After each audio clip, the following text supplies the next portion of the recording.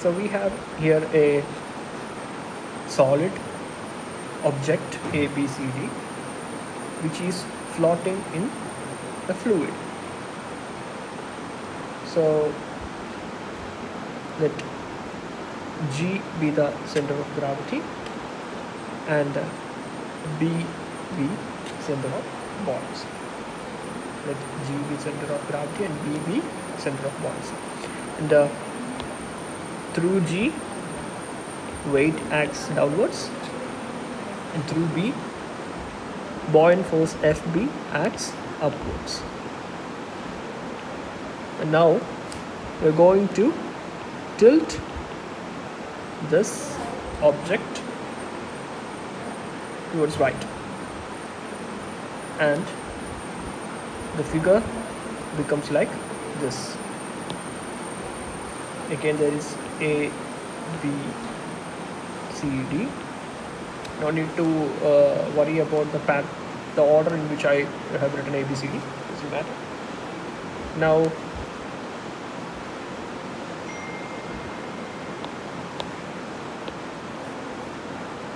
this will be the G, and due to this tilting, the center of buoyancy will shift towards a new point B1.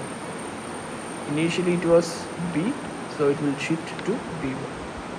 The center of buoyancy will shift to B1 because center of buoyancy is at the centroid of the displaced fluid. Since by tilting, right side of the object will be immersed in water more compared to left side of the object. So this side will be immersed more in the fluid, I won't say water, in the fluid than the left side, So the center of buoyancy will definitely shift. Center of buoyancy will not remain the same. So I'm going to draw the line of actions. Weight acts downwards, and center of buoyancy houses buoyant force. So this is the case, and here is the moment that is formed due to the tilt. Now let us draw. No need to draw. Let us consider this figure clearly. So here it is quite obvious that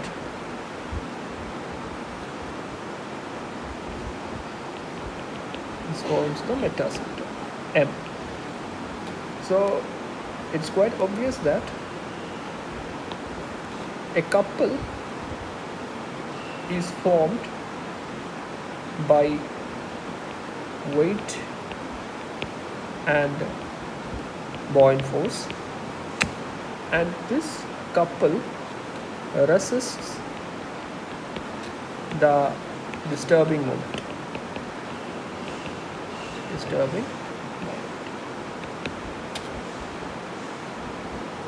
Therefore, when we remove this moment, the object ABCD will return to its original position, because W and FB together forms a couple in anti-clockwise direction that counters this clockwise movement. So we can say that for stable equilibrium,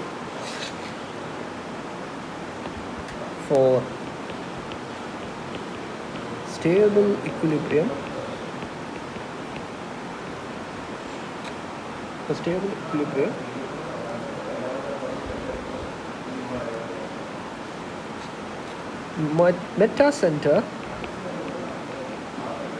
should be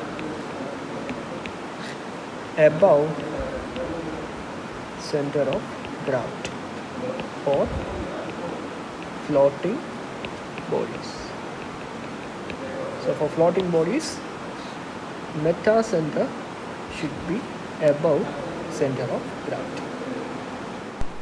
Now let's move to the next case. So consider object A, B, C, D.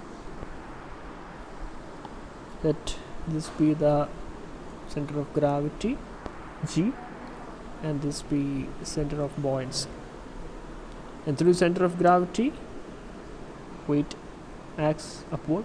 Weight acts downwards. Weight acts downwards. And through center of buoyancy, FB, buoyant force, acts upward.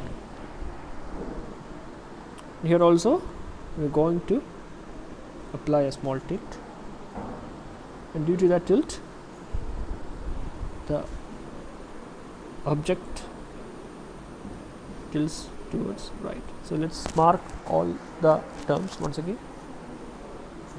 This is G, this is B,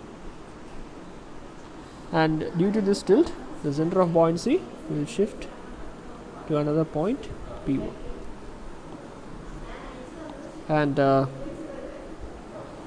this will be our meta center M. This will be the meta center. Now through G,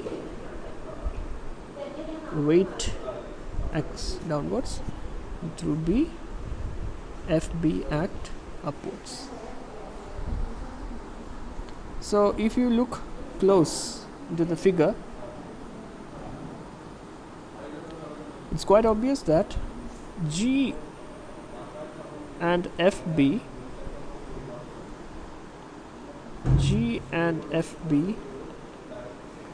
are making a couple, or are making a moment in clockwise direction. G and FB are making a moment in clockwise direction. And due to the tilting, this moment is formed, and that moment is also clockwise direction. So there is no resisting moment which acts against the disturbing moment. So the whole object will rotate, and this is the condition of unstable equilibrium. So a floating object is in unstable equilibrium when meta center is below center of gravity. So when meta center is below center of gravity, a floating body is in unstable equilibrium. So in unstable equilibrium, the moment or constituted by buoyant force and center of gravity is in clockwise direction, and the tilting causes this moment, and that is also in clockwise direction.